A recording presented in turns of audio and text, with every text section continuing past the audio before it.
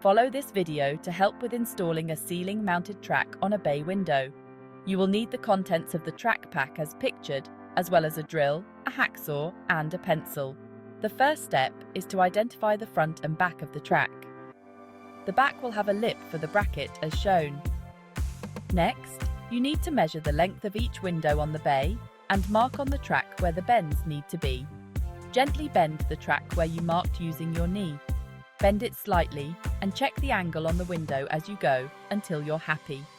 Top tip: check the gliders move smoothly around the bends before installing.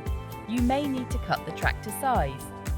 Measure how much needs trimming off, mark with a pencil, and carefully saw with a hacksaw. Top tip: after using the saw, you can hammer the end of the track to be flush, ready for the end cap.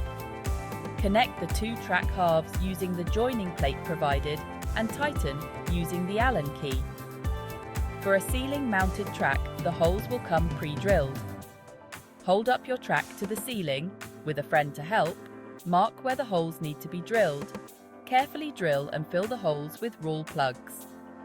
Then, screw your track directly to the ceiling.